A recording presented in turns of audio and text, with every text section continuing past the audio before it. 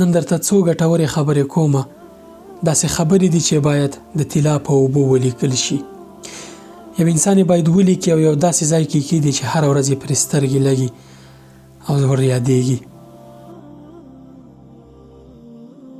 هغه دوستان او ملګري چې په اروپا کې دي یا هم استرالیا امریکا کې دي، د هغې دپاره یو زیری لرمه. داسې یو زیری درته لرم چې هم به مې په دې دنیا کې کامیاب کړي او هم به په هغې دنیا کې انشاءالله تاسو کامیابۍ ته رسوي. نه یوازې تاسو بلکې ماشومان هم. موږ او تاسو الحمدلله مسلمانان یو. راځئ قرآن شریف زده کړو. بهانه ده نشي کېدلی چې زه په غربي هیوادونو کې یم، دیني مراکز زمانه لرې دي.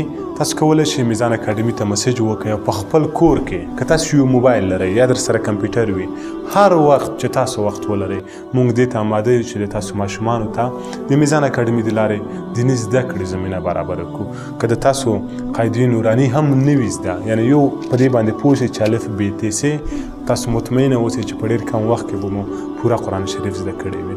فقط تاسو یوازې دې واتساپ شمارې ته مسیج وکړئ او یا هم په دې لاندې لینک باندې کلیک وکړئ. ټول معلومات به تاسو انشاءالله پیدا کړئ او څومره خوند به وکړي چې 4-5 میاشتې بعد مو قرآن شریف زده وي او په کور کې مو همیشه د الله تعالی رحمتونه ورېږي، ځکه تاسو په کور کې به قرآن شریف تلاوت کیږي.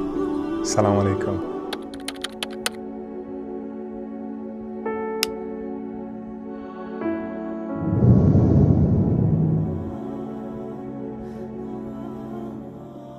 دا د یو ډېر مشهور انسان خبرې دي چې په ژوند کې د بریالیتوب یا د مال له اړخه بریالیتوب کې لوړو پوړیو ته رسېدلی و. دومره پانګه لري یا یې لرله چې په وروستي معاصر تاریخ کې هیڅ چا نه لرله. حتما یې پیژنئ. د اپل کمپنۍ مشر سټیو جابز درته یادومه. دته ځینې خبرې منسوبې دي چې ویل کېږي هغه مهال یې لیکلي دي چې دی مرګ ته یې شپې سبا کولې او د ناروغۍ په بستر پروت و. سټیو جابز یا د اپل کمپنۍ اوسنۍ پانګه څه باندې 2 ټریلیونه ډالره ده.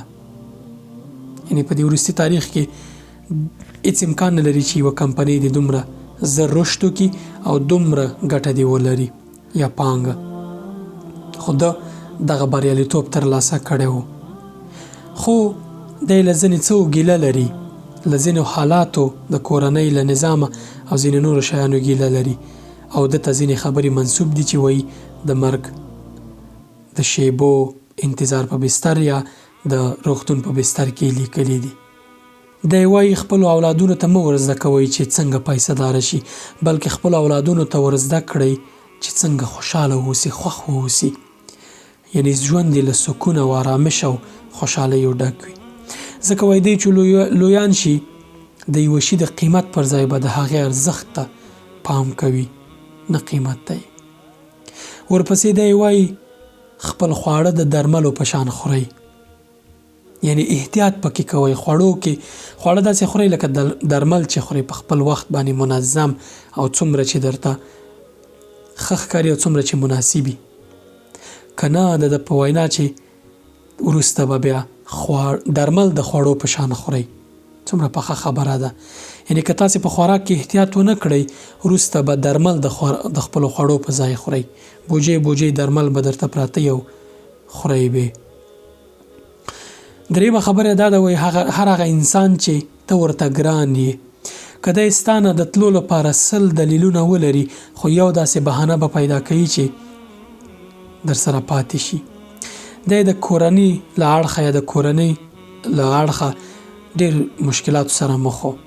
خپل لور سره، له خپل مېرمن سره، له خپل کورنۍ سره ډېر مشکلات لرل او له هغې ګیله مند دی.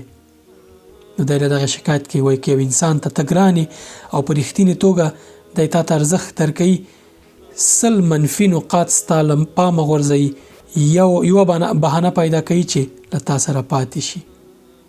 د سټیو جابز 4مه خبره دا ده چې رښتینی انسان اوسېدل مهم دي تر دې چې یوازې تش په نوم انسان یې.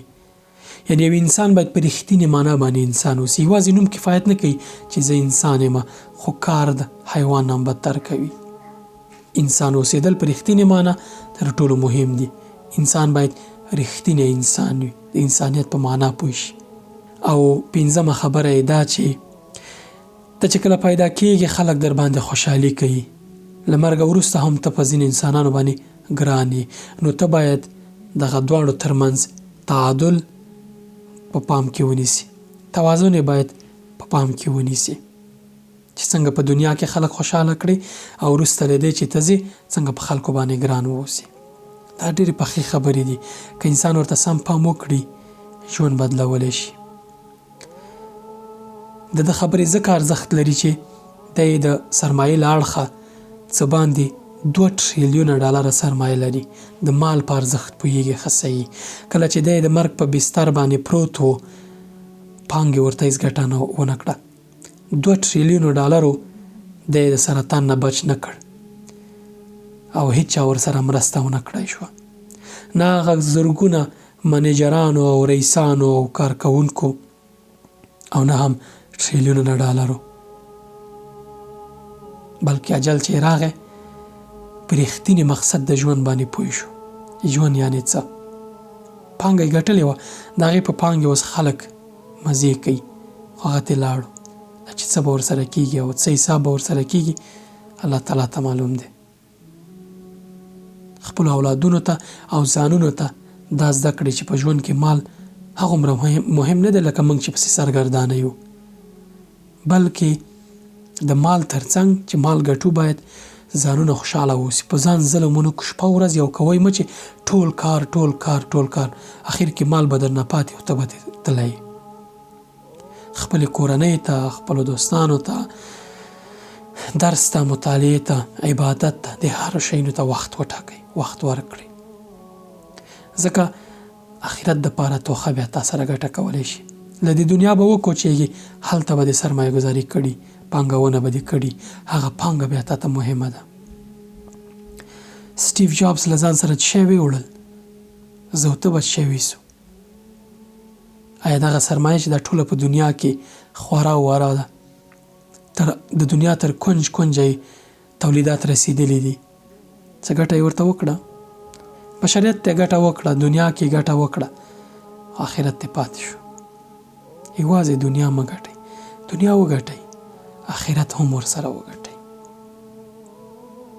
السلام علیکم ورحمت الله.